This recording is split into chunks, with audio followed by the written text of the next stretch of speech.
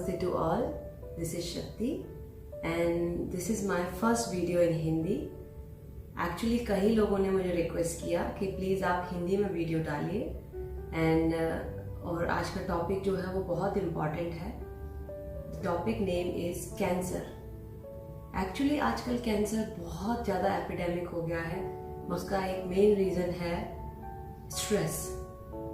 जो हमारा आजकल स्ट्रेस लेवल है वो बहुत ज़्यादा बढ़ गया है. चाहे वो बच्चा हो, यंग हो, ओल्ड हो, सबको अपने अपने लेवल का स्ट्रेस है. तो stress is the main reason सारी डिजीज़ेस का. सारी डिजीज़ेस स्ट्रेस की वजह से ही आ रही हैं आजकल. तो उनमें से एक है जो कैंसर है. अब अगर हम बात करें कैंसर की, तो जैसे ही ये कैंसर वर्ड किसी के दिमाग में आता है, जैसे ही डायग्नोज होता है किसी भी पर्सन को ये कैंसर डायग्नोज होता है, तो द मोमेंट डॉक्टर उनको बोलता है कि आपको कैंसर है, तो 99% उनका डेथ वहीं हो जाता है. 99% वो माइंड से गिव अप कर देते हैं कि मैं अभी कभी ठीक हूँगा. उनको बस यही लगता है कि मेरे को थोड़े दिन में मैं इस दुनिया में नहीं रहूँगा. पर ये बिल्कुल गलत है. अगर आप जैसे ही सुनते हैं तो आप अगर होप ना खो करके, उम्मीद ना छोड़ करके, और अगर आप पॉजिटिव सोचें कि कुछ नहीं हुआ है, मेरे अंदर पूरी ताकत है, मेरे अंदर भगवान ने पूरी हीलिंग पावर दी है, क्रिएटर ने, जो मैं अपने को हील कर सकती हूँ या कर सकता हूँ. पर फर्स्ट स्टेप आपने उसको ठीक करने का तभी यूज़ कर लिया जब आपको ये कैंसर वर्ड आपको सबसे पहले आपके कांटेक्ट में आया. The moment you came across with this word, उसी टाइम पर आपने अगर अपने माइंड को बोल दिया कि नहीं, I am stronger then this disease and I can cure this disease 100%, and I will do what ever is necessary. जो भी इसके लिए ज़रूरी होगा मैं वो सब करूँगा. अभी सेकेंड पॉइंट पे हम आते हैं कि योगा थेरेपी को हम कैंसर से कैसे कनेक्ट करें, या कैंसर के लिए योगा थेरेपी कितना यूजफुल है. तो उसमें हम बात करेंगे पहली चीज़ तो कि आप अगर अपना लाइफस्टाइल चेंज करते हैं, योगा कैसे ठीक करता है. Yoga as a lifestyle.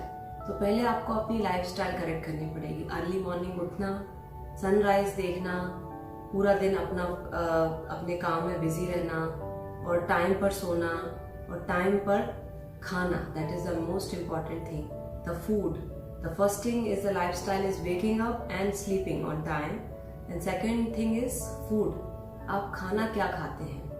तो खाना अगर आपका सात्विक है और आप एक सर्टेन क्वांटिटी में खाते हैं, मॉडरेशन में खाते हैं, जितने आपके शरीर को ज़रूरत है, मॉर्निंग में और आफ्टरनून में, इवनिंग में, तो सर्टेनली आप 100%, क्योंकि food is a medicine. Generally ये कहा जाता है कि food is a medicine. Food जो है वो दवा का काम करता है. अगर आप उसको परफेक्ट क्वांटिटी में, करेक्ट क्वांटिटी में खाते हैं और करेक्ट टाइम पर खाते हैं, तो वो एक मेडिसिन का काम करता है आपके लिए. और सेकंड थिंग, अगर आप उसको योगा से कंबाइन करें अपनी लाइफस्टाइल को, तो नथिंग लाइक इट. जैसे आप अगर इस सिचुएशन में हैं, जैसे ही आपको डॉक्टर ने बोला कि आप इस बीमारी के आप फर्स्ट स्टेज में हैं या सेकंड स्टेज में हैं, what ever is the stage, आप उसी समय से प्रिकॉशन लेना शुरू कर दें. एक तो मेंटली आप बहुत पॉजिटिव अपने को सोचें, अपने जो विचार हैं, थॉट्स हैं, वो पॉजिटिव रखें कि nothing happen, I can cure my self. मुझे कुछ नहीं हुआ है, मैं 100% अपने आप को ठीक कर सकती हूँ और कर सकता हूँ. और उसके बाद आप नेचुरल हीलिंग में लग जाइए. अपना लाइफस्टाइल चेंज करिए. जल्दी उठना, सनराइज देखना. फिर आप आफ्टरनून में नैप ले सकते हैं. If you feel tired, you can take any time a nap in day time, but सुबह उठकर जो सनराइज देखना और जो फ्रेश ऑक्सीजन, जो एटमॉस्फेयर में ऑक्सीजन लेवल ज़्यादा होता है मॉर्निंग आवर्स में, वो पूरे डे में नहीं होता. तो सजेस्टेबल है कि अर्ली मॉर्निंग उठिए, सनराइज देखिए, सनसेट देखिए, खुली जगह पर जाइए, बीचेस पे जाइए. कहते हैं कि जो वाटर में है, वाटर में बहुत हीलिंग पावर होती है. If you walk on the beach, आपकी आधे से ज़्यादा प्रॉब्लम वहीं दूर हो जाती हैं. आप अपने आप से बात करते हो, आप मेडिटेशन फेज में चले जाते हो, तो आपका ऑटोमेटिक मेडिटेशन हो जाता है. When you see the waves, you see the positivity, and जब आप अपने फीट्स को सोक करते हैं पानी में, तो वो आपका नेगेटिविटी पूरा रिमूव हो जाता है सॉल्ट के थ्रू, सॉल्टी वाटर के थ्रू. तो ये हमने लाइफस्टाइल की बात की. पर अगर हम बात करें कि अभी योगा से उसको कैसे ठीक किया सकता है, जनरली लोग बोलते हैं कि योगा से बीमारी ठीक नहीं होती। अगर योगा प्रिवेंशन है तो क्योर भी है, बिकॉज योगा से बीमारी ठीक होगी या ना होगी ये तो बात की बात है। पहले आप अपना लाइफस्टाइल चेंज करिए। अगर लाइफस्टाइल चेंज होता है और आप अपने जैसे कि पहले बीमारी नहीं हुई है, उसके पहले जैसे सबको देख के हुए हम कि आजकल कितना एपिडेमिक है कैंसर का, सब तरफ किस तरह से फैल रहा है, और हम पहले से ही प्रिकॉशन लें, हम अपना लाइफस्टाइल चेंज करें, हम योगा को ज्वाइन करें, योगा ब्रीदिंग करें, योगा मेडिटेशन करें, आसना प्रैक्टिस करें टाइम पर, तो 100% आपको वो बीमारी आएगी नहीं। पर अगर आपको आ चुकी है तो अब क्या करें? आ चुकी है तो आप मेडिसिन तो आपको लेनी ही पड़ेगी क्योंकि बीमारी आ चुकी है। तो आप एलोपैथी की मेडिसिन लीजिए, बट साथ में आप, क्योंकि आपकी जो हीलिंग है वो हीलिंग कैपेसिटी इंक्रीज करने के लिए आपको योगा प्रैक्टिस आपके रूटीन में कंबाइन करनी ही पड़ेगी। एंड मेन जो रीज़न है आपके कैंसर होने का, उसमें है आपकी ऑक्सीजन की कमी। जब आपके शरीर में ऑक्सीजन की कमी होती है तो आपकी सेल्स मल्टीप्लाई करने लगती हैं, and that's how the cancer generates. So in that case आपको जितना हो उतना ऑक्सीजन पहुंचाने की ज़रूरत है अपनी बॉडी में। तो आप जितना ब्रीदिंग करेंगे उतना आपका जल्दी हीलिंग होगा, और जो आप मेडिसिन ले रहे हैं साथ में उनका इफेक्ट भी न्यूट्रलाइज होगा अगर आपकी बॉडी में ऑक्सीजन ज़्यादा होगी, प्राणा ज़्यादा होंगे। So what you do through pranayama, you enhance your pranayama, you expand your pranayama, because जहाँ भी प्राणा की कमी होती है वहीं डिजीज आती है। कोई भी डिजीज आपको आएगी, कोई भी बीमारी आएगी, मीन्स आपके शरीर में प्राण कम हो रहे हैं। प्राण means a power which keeps us alive। तो उसको बढ़ाने के लिए हमारे पास प्राणायामा एक बहुत ही अच्छा टूल है जो हमारे एज ए गिफ्ट मिला है। पर हम इस गिफ्ट को छोड़ देते हैं और हम सिर्फ ओनली एलोपैथी ट्रीटमेंट पे विश्वास करते हैं और इस चीज़ पे विश्वास नहीं करते। आई डू अग्री कि allopathy treatment is compulsory when you have a disease, but you go for the treatment but combine with the yoga practice. तो उसके लिए आप 100% ठीक हो जाएंगे अगर आप ये लगन लगाएंगे कि मैं 100% ठीक हो सकता हूँ। और आप इतना ब्रीदिंग करिए सुबह शाम दोपहर, इतना rather keeping like thoughts, negative thoughts, और पूरे टाइम उन्हीं को चिंतन करना कि मुझे बीमारी है, ये बीमारी है। उसकी जगह अगर आप पॉजिटिव सोचें और थॉट चेंज कर दें कि ये मैं बीमारी को मैं 100% ठीक कर सकता हूँ या सकती हूँ, मेरे अंदर पूरी पावर है, तो आप उसी दिन से उसमें लग जाइए। प्राणायाम शुरू करिए और मेडिटेशन करिए, 10 मिनट साइलेंस में बैठिए, अच्छा म्यूजिक सुनिए, ओमकारा चैंटिंग, और lot of mantras are there in our Indian ancient Veda जो हम कहते हैं उनको, बुक्स में, स्क्रिप्चर्स में lot of mantras are there. So आप उन मंत्रास को सुनिए और अपने घर का माहौल एकदम पॉजिटिव एंड काम रखिए। जहाँ आप किसी भी कॉर्नर में अपना एक कॉर्नर चूज करिए जहाँ बैठकर आप मेडिटेशन कर सकते हैं और ब्रीदिंग कर सकते हैं। एंड प्रेफरेबली आप बाहर जाके ओपन एयर में आप अगर बैठते हैं खुली हवा में, तो आपका प्राणायाम डबल इफेक्टिव होगा। अब मैं बात करूं कि अगर हम योगा प्रैक्टिस अपनाते हैं तो उसको कहाँ से शुरू करें। उसके लिए पहले आपका जो स्टेज है, कैंसर के भी बहुत सारे स्टेजेस हैं, जैसे कि एंड हर व्यक्ति का अलग अलग टाइप का बॉडी स्ट्रक्चर अलग होता है, बॉडी टाइप अलग होता है, उसके हिसाब से डिजीज टाइप अलग होता है। तो कैंसर स्टेज 1, स्टेज 2, स्टेज 3, जो भी आपकी स्टेज, स्टेज 4, आपको उसके हिसाब से करना है। लेकिन उसमें मैं कॉमनली आपको कॉमन प्रैक्टिस सजेस्ट करूंगी। एक कॉमन हम उसके लिए प्रोटोकॉल बनाएंगे जिसमें आपको सबसे पहले बेसिक स्ट्रेचेस करने हैं। आपको अपनी बॉडी को स्ट्रेच करना है, जैसे ताड़ासना, वृक्षासना, ये कंप्लीटली हार्मलेस आसना है। इन आसनास को आप ट्राई करिए। मैंने एक वीडियो बनाया हुआ है इस पर जो कंप्लीटली बेसिक स्ट्रेचेस हैं। इसका लिंक मैं नीचे डिस्क्रिप्शन में इस वीडियो के शेयर करूंगी, तो वो आप स्ट्रेचेस करिए। एंड उसके बाद आप प्राणायाम पे ध्यान दीजिए। तो प्राणायाम में करना क्या है, आपको वो प्राणायाम या वो ब्रीदिंग एक्सरसाइजेस चूज करनी है जिसमें आप मैक्सिमम ऑक्सीजन अपनी बॉडी में पहुंचा सकें। सो मैक्सिमम जब ऑक्सीजन अंदर जाएगा तो हीलिंग अपने आप फास्टर होगी, double faster and triple faster. Probably आपका पूरा ठीक हो जाए, because miracle do happens in yoga field I have seen with my lot of student miracles 100% हो रहे हैं, बट आपको विश्वास की ज़रूरत है।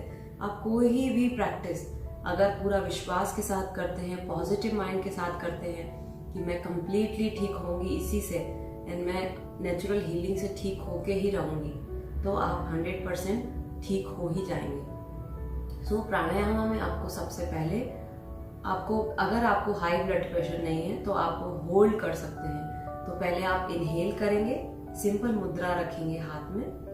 मुद्रा is a seal of energy, तो आप एनर्जी को सील कर रहे हैं इस वे में। तो आपने मुद्रा रखी इस टाइप से, और कोई भी कंफर्टेबल पोस्चर में बैठ जाइए, बट आपकी बैक स्ट्रेट होनी चाहिए। आप बैक सपोर्ट भी ले सकते हैं। तो आप स्टार्ट करेंगे तो यहाँ से हम काउंटिंग करेंगे मन में 1, या फिर आप एक काउंट बना सकते हैं अपनी वॉइस में, जिसमें आप 4 to 5 काउंट करेंगे एंड उसमें आप इनहेल करेंगे एंड देन आप रिटेन करेंगे ब्रेथ को, उसके बाद होल्ड करेंगे 4 to 5 counts and then 8 to 10 count आप एक्सेल करेंगे भ्रामरी प्राणायाम के थ्रू। तो मैं आपको बताती हूँ कैसे। So 1 2 3 4। So I am inhaling in 4 counts, hold 1 2 3 4 5 and exhale.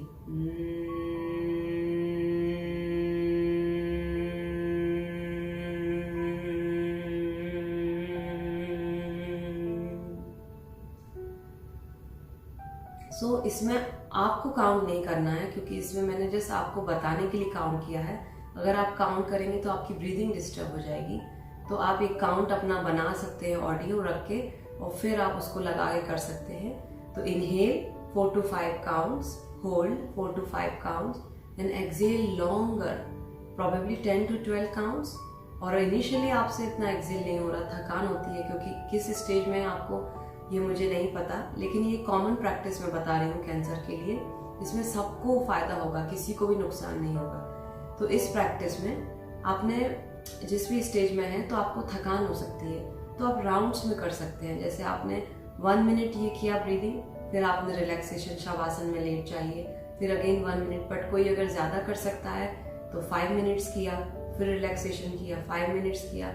And the beautiful part of this breathing, सबसे सुंदर पार्ट इस ब्रीदिंग का, कि आप ये लेट के कर सकते हैं। तो अगर आप even if you are in 4th stage और in the last stage and you really want to get rid of this problem, आपको लगता है कि मुझे इससे छुटकारा पाना ही पाना है, तो no harm in trying healing, right?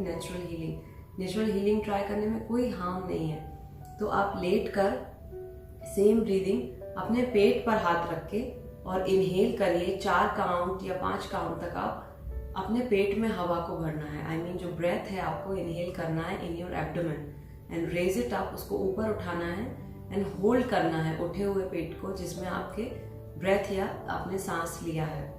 तो उसको ये तो मैंने ब्रीदिंग की बात की।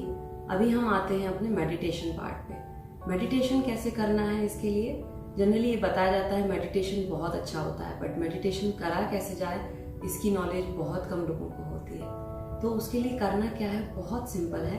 आपको किसी भी पीसफुल जगह पर बैठना है, घर की या बालकनी में बैठ सकते हैं आप, या टेरेस पे बैठ सकते हैं जहाँ शोर शराबा नहीं हो, और आप किसी गार्डन में बैठ सकते हैं, बीच पर बैठ सकते हैं, जहाँ भी आपको पीसफुल लगे वहाँ बैठ सकते हैं। और वहाँ पे आप बैठ के पहले अपनी ब्रेथ पर ध्यान दीजिए, मुद्रा में बैठिए बैक स्ट्रेट करके एंड फोकस करिए कि आपकी ब्रेथ नॉर्मल है और पूरा ध्यान आप अपनी ब्रेथ पर लगा रहे हैं। एंड उसके बाद धीरे धीरे आप ओमकारा चैंटिंग शुरू करेंगे।